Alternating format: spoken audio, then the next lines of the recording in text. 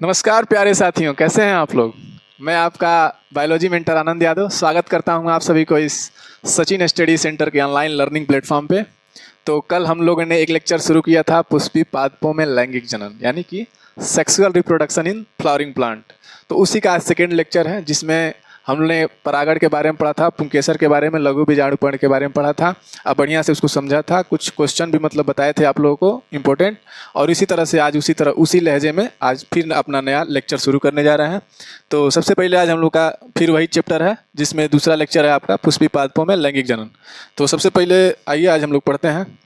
तो कल का आप लोगों का लेक्चर याद है ना, क्या क्या पढ़ाए थे आपको, मेल पार्ट और फीमेल पार्ट, ये सारी चीज़ें आप लोगों को बता दिए थे हम। तो वो सब क्लियर है ना कि मेल पार्ट क्या होता है, फीमेल पार्ट क्या होता है, कैसे होता है। तो आज सबसे पहले पढ़ने वाले हैं हम लघु बीजाणु का परागणों में परिवर्तन, मतलब कैसे उसको परागण को परिवर्तन करता है जो आपका पुंकेसर होता है, वो कैसे फिर परागण का फॉर्मेशन होता है उसमें, वो सारी क्रियाएं पढ़ने वाले हैं। तो आप लोग को पता होगा जो 60% पादपों में जो होता है, मतलब 60% पादपों में जो परागण होता है वो दो कोश की अवस्था में होता है मेनली करके, और जो 40% पादपों में जो परागण होता है वो मेनली आपका तीन कोश की अवस्था में होता है। कैसे होता है देखिए, सबसे पहले तो हम लोग यहाँ पे पेन सेलेक्ट कर लेते हैं। हाँ, तो एक सेकेंड। हाँ, सबसे पहले तो मानिए ये आपका कोशिका हो गया, परागण हो गया। इसमें दो कोशिकाएं होती हैं, ये आपका छोटी कोशिका हो गया, एक कायिक कोशिका आपका हो गया। ये दो कोशिकाएं होती हैं, ये जनन कोशिका है और ये आपका कायिक कोशिका है, ठीक है। और उसी तरह से जो आपको हम तीसरा बताएं, जो 40% पादप करते हैं, जिसमें 40% पादपें होते हैं, उसमें तीन कोशिकाएं बनती हैं, 1 2 3। एक कायिक कोशिका है, आपका जनन कोशिका है, ठीक है। तो इस तरह से आपका कोशिकाओं का प्रवर्धन होता है। तो सबसे पहले तो आइए हम लोग देखते हैं। सबसे पहले जो 60% कोशिकाएं होती हैं, 60% पादपों में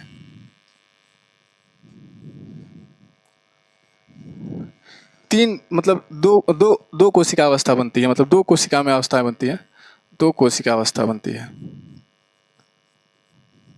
दो कोशिका अवस्था बनती है, दो कोशिका अवस्था बनती है। अब कैसे बनती है देखिए, डायग्राम से बताते हैं। ये आपका होता है, ये आपका जनन कोशिका होती है, आपके कायिक कोशिका होती है। और एक आपका होता है 40% पादपों में, 40% पादपों में जो होता है आपका वो तीन कोश की बनती है, तीन कोश की अवस्था, तीन कोश की अवस्था। ऐसे देखिए, ऐसे ये आपका हो जाता है एक कोशिका, दो कोशिका, तीन कोशिका। अब सर पूछेंगे, सर क्यों दो कोशिका बनता है और क्यों तीन कोशिका होता है। तो ये तो मानिए उनका अपना है। तो क्या फ़ायदा है तीन कोशिका बनने में, क्या फ़ायदा है दो कोशिका बनने में, क्या इसका नुकसान है, क्या इसका फ़ायदा है, क्या इसका नुकसान है।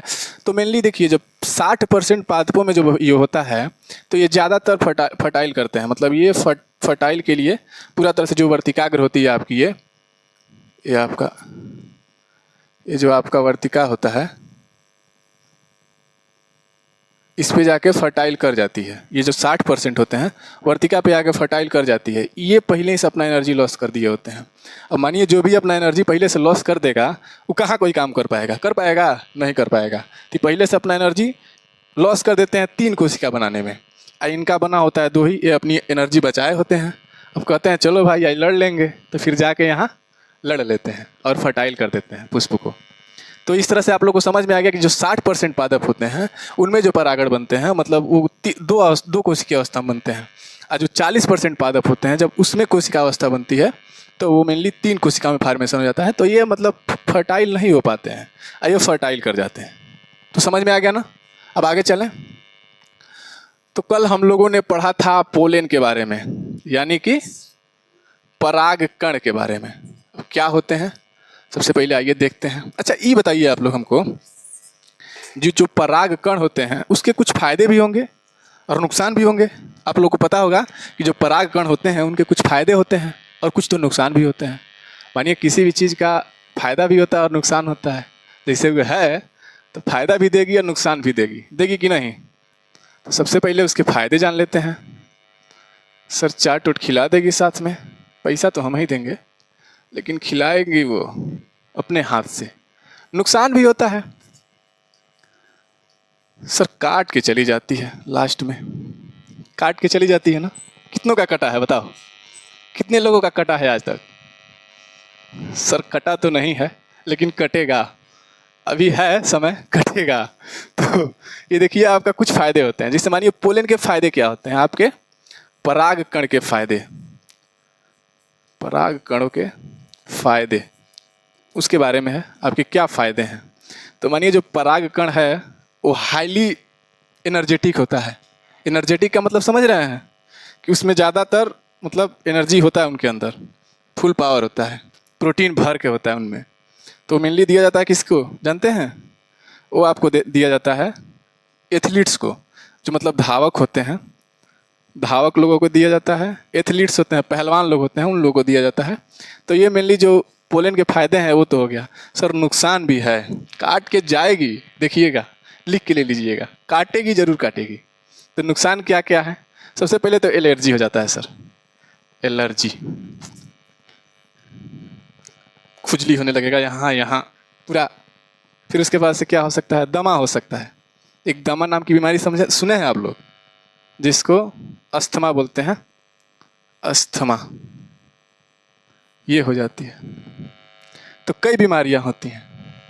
अब आप लोगों ने वीट का एक मतलब प्लांट होता है, पौधा, जिसको आप लोग गेहूं बोलते हैं, उसका एक वीड है, यानी कि उसमें एक खरपतवार लगता है जिसका नाम है पार्थेनियम, जिसको हम लोग गाजर घास कहते हैं। पार्थेनियम, पार्थेनियम, गाजर घास हम लोग कहते हैं। ये आप लोग जो एग्रीकल्चर वाले बच्चे होंगे ना, तो बाकायदे इसको जानते होंगे, जो वीट में लगते हैं। तो ये हम लोग एक्सपोर्ट के जरिए, जब हम लोग गेहूं का एक्सपोर्ट करते हैं अपने देश से, तो उसके जरिए हमारे देश में आया। तो ये क्या करता है आपका? ये श्वसनीय बीमारी करता है, श्वसनीय बीमारी, मतलब सांस लेते हैं तो अंदर जाता है, तो वो श्वसनीय बीमारियां पैदा करता है। तो इसके ये नुकसान है। सर नुकसान तो समझ में आ गया। अच्छा ये बताइए पोलन का साइज भी होगा क्या सर? देखे होंगे, कितने लोग पोलन देखे हैं? परागकण कितने लोग देखे हैं फूल में जाके? जो पराग कोश के अंदर होता है, ये जो कल हम पराग कोश आपको बताए थे, पराग कोश के अंदर आप लोग ने पोलन देखा है? पोलन यही जाके फर्टाइल करता है ओवरी में, वर्तिकाग्र पे जाता है तो ओवरी में जाके फर्टाइल करता है। तो सर उसका कुछ व्यास भी होगा, साइज होगा उसका, मतलब उसकी कुछ लंबाई चौड़ाई कैसा दिखता है? नहीं, जो जो लोग देखे हैं वो जाके एक बार जरूर देखेंगे। गुड़हल का फूल हो गया, सूरजमुखी का फूल हो गया, ये सब फूलों में जाके वो बाकायदे देखेंगे। तो इसका व्यास देख लेते हैं। सर व्यास क्या होता है? सर व्यास गाना में सुने हैं, व्यास जी, व्यास, व्यास उसका डायामीटर बोलते हैं, डायामीटर, समझ रहे हैं कितना होता है? सर बता दीजिए, बताएंगे तो जरूर। कितना होता है? 25 से 50 mm। सर बहुत इंपॉर्टेंट है, बहुत ज़रूरी है। जितना वो ज़रूरी नहीं है ना, उतना इसको याद करना ज़रूरी है कि नहीं? कहें से कि नीट का प्रीवियस ईयर क्वेश्चन है, प्रीवियस ईयर PYQ है। सर याद तो कर लेंगे, 25 से 50 रुपया खर्चा करा के गई है हमारी, ज़रूरी तो है, उसको छोड़ेंगे नहीं, बहुत ज़रूरी है। अरे इसको PDF में इंक्लूड कर देते हैं। 25 से 50 mm, तो याद हो जाएगा ना आप लोगों को? सर परागकण का तो हमने देख लिया सारा चीज़, डायमीटर क्या होता है, कैसे होता है। सर परागकण को संरक्षण भी करते हैं, अगर मतलब उसको रख भी सकते हैं। अच्छा इमेस्कुलेशन कितने लोग जानते हैं? इमेस्कुलेशन क्या होता है?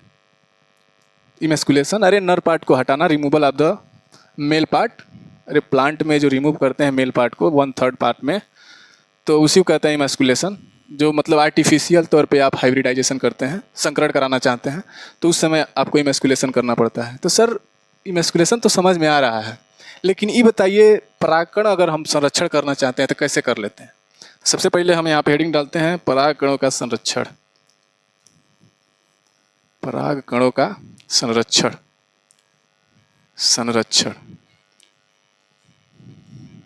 इसको क्रायो प्रिजर्वेशन बोलते हैं, निम्न ताप पे करते हैं क्रायो प्रिजर्वेशन।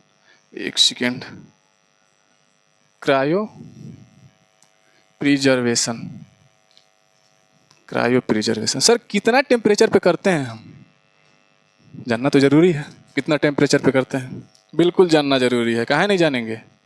तभी तो हमारा क्लास में जो क्वेश्चन होगा, चाहे हमारे एग्जाम में जो क्वेश्चन आएगा, उसको हम लोग अटेंड करेंगे और सही करके आएंगे।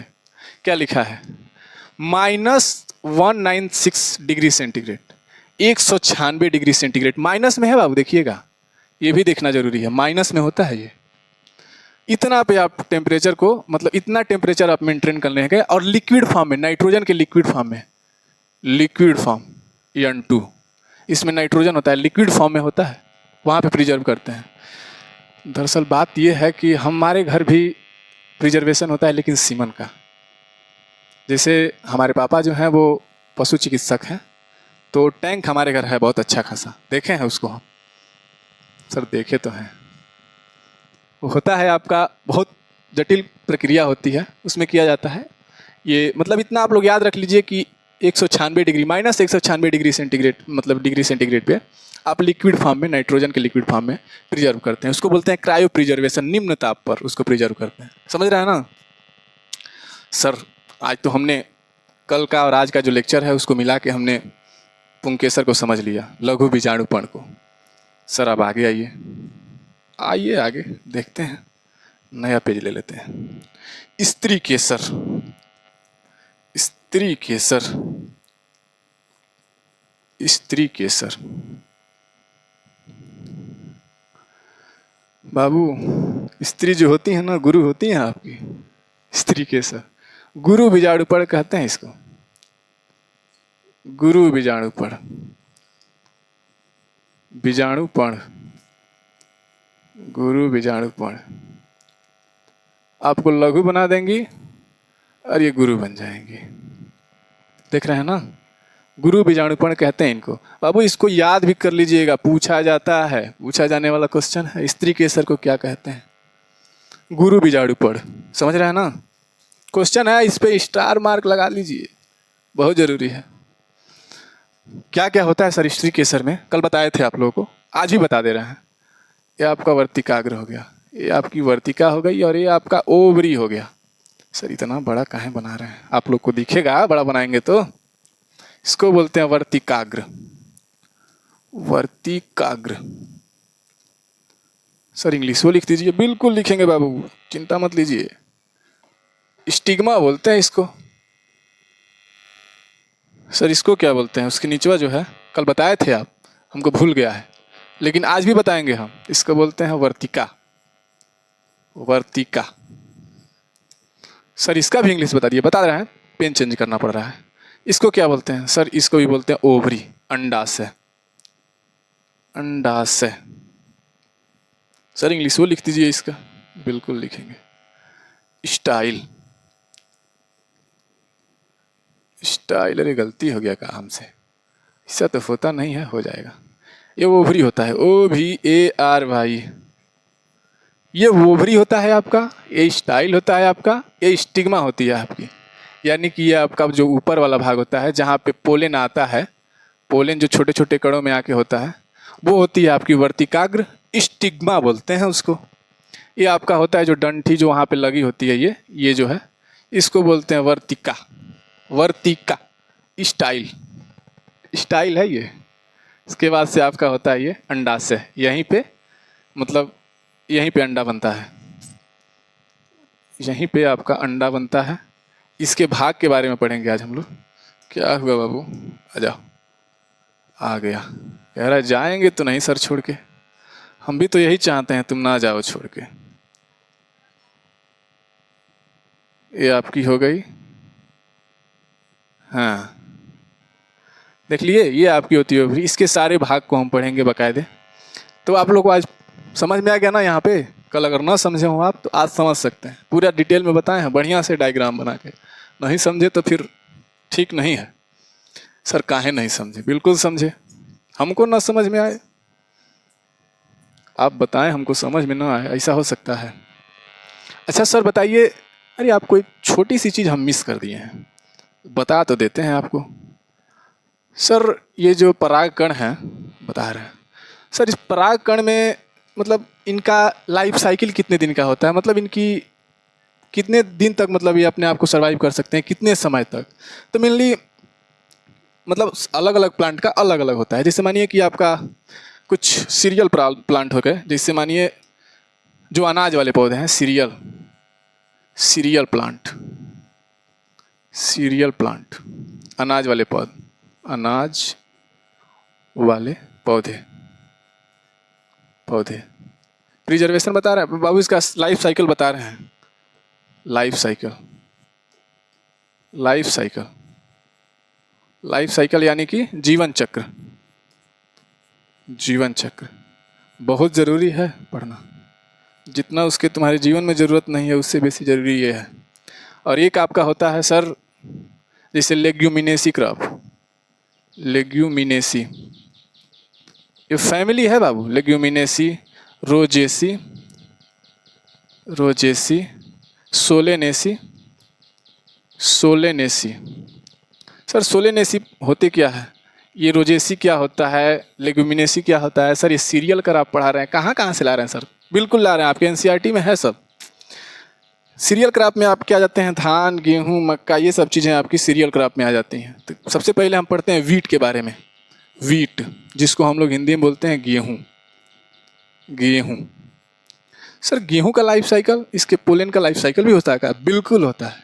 कितने दिन का होता है सर? दिन का नहीं होता है बाबू, मिनट कहिए, कितने मिनट का होता है? बहुत अच्छे से याद रखिएगा कि 30 मिनट इसकी लाइफ साइकिल होती है। अगर 30 मिनट के अंदर ये वर्तिकाग्र पे जाके अपना फर्टाइल कर लिया तब तो ठीक है, नहीं किया तो फिर नहीं हो पाएगा, इसकी ड्यूरेबिलिटी ख़त्म हो जाती है। समय से पहले जाके बोल दिए तो ठीक है, नहीं बोले तो फिर बहुत बड़ी आबादी है, समझ सकते हैं। फिर उसके बाद से आपका होता है लेग्यूमिनेसी, रोजेसी, सोलेनेसी। आलू आलू खाते हैं आप, सब सोलेनेसी में आता है। फैमिली है बाबू, बता दे रहे हैं, फैमिली यानी कि कुल बोलते हैं उसको, कुल, अरे जात बिरादर, समझ रहे हैं, वो आता है। लेग्यूमिनेसी में आपके दलहनी फसलें, जैसे मानिए आपका हो गया कोई भी दलहनी फसल हो गया, ये सब चीज़ें हो गई, तो ये आपके आते हैं लेग्यूमिनेसी में, रोजेसी में, सोलेनेसी में। सर इसका भी होता है, इसके भी परागण सर्वाइव करते हैं, बिल्कुल करते हैं। उतने समय के अंदर अगर फर्टाइल कर लिए तो ठीक है, नहीं हुआ फिर नहीं होगा, ख़त्म हो जाएंगे, डेड हो जाएंगे। यानी कितने दिन? वन मंथ, समझ रहे हैं, इतने दिन इनकी ड्यूरेबिलिटी होती है। सर बहुत ज़्यादा होता है, बिल्कुल बहुत ज़्यादा होता है। Compare to cereal crop, leguminosae crop का लाइफ साइकिल बहुत ज़्यादा होता है इसके कंपेयर में। अब ज़रूरी है पढ़ना, ये सब चीज़ें याद रखिए, इस सब चीज़ों को। सर बता दिए, बहुत ज़रूरी था, बहुत ज़रूरी था। अब हम लोग क्या पढ़ रहे थे, स्त्री केसर। अरे यहाँ लिख दिए थे क्या? कोई बात नहीं, फिर यहाँ लिख देते हैं, क्या ही हो जाएगा। स्त्री केसर, स्त्री केसर, स्त्री केसर। जो स्त्रियां होती हैं गुरु तो होती ही हैं, गुरु बीजाणु पण, बीजाणु पण, पण, समझ रहे हैं ना, गुरु बीजाणु पण। बाबू इसको याद कर लीजिएगा।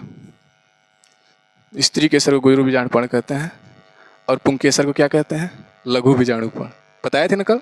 बिल्कुल बताए थे सर, याद है हमको, ऐसे कहिएगा यार, याद है सर हमको, बिल्कुल याद है।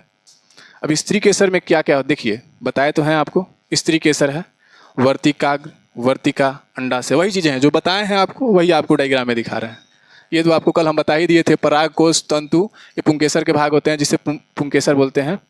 तो ये भी बताए थे आपको, दलपुंज, बाह्य दल, ये दलपुंज, पंखुड़ी, ये सब प्रोटेक्शन के काम में आते हैं। बताए थे ना कल? बिल्कुल बताए थे सर। अब स्त्री केसर क्या होती है सर, बता दीजिए। बिल्कुल बता देते हैं।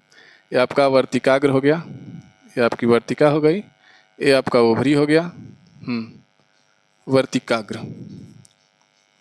वर्तिकाग्र, वर्तिका, ओवरी, अंडा से, अंडाशय।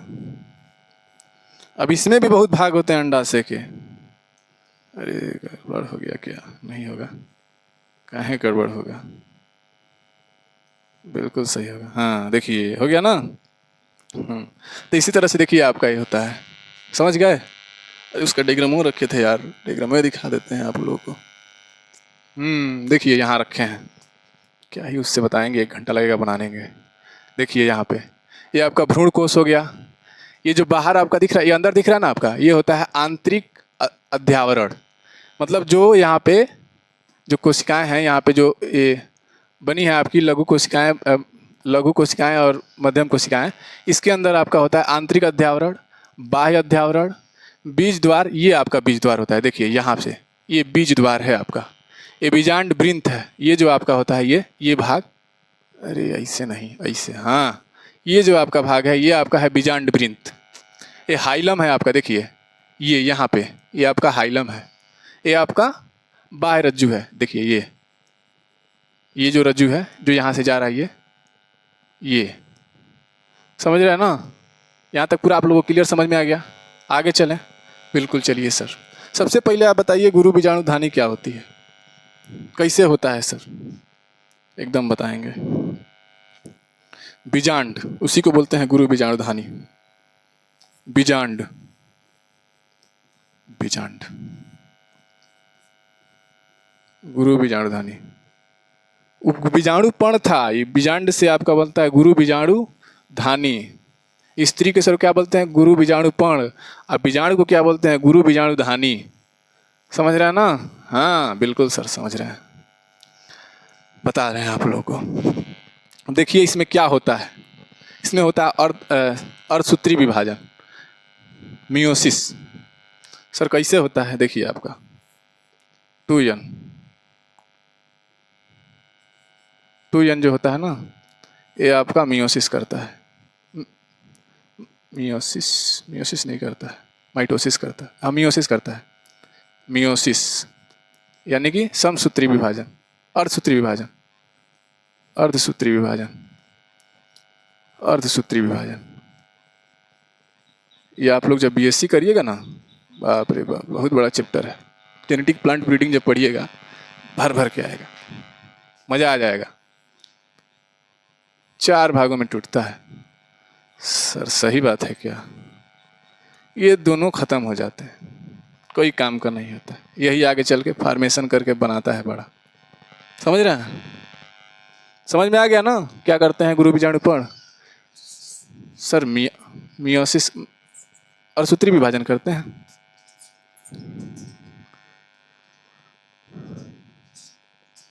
माइटोसिस। तो यहाँ तक आज रखें हम लोग अपना लेक्चर। कल का जो लेक्चर होगा पोलिनेशन, पोलिनेशन, पोलिनेशन, कल हम लोग उसको भी समझेंगे। ठीक है? ज़्यादा वीडियो लंबा हो जाएगा तो सही नहीं रहेगा। धीरे धीरे बाकायदे हम आपको 5 से 6 लेक्चर में ख़त्म कर देंगे इसको, बाकायदे बढ़िया से। तो कल का हम लोग का लेक्चर होगा जो जिसका नाम है पोलिनेशन, और कल हम लोग पोलिनेशन पढ़ेंगे। ठीक है? तब तक के लिए सभी को जय हिंद, जय भारत। और आप लोग बहुत अच्छे से पढ़ाई करते रहिए, मन लगा के, ऐसे ही आप लोग को पढ़ाया जाएगा। Best of the luck.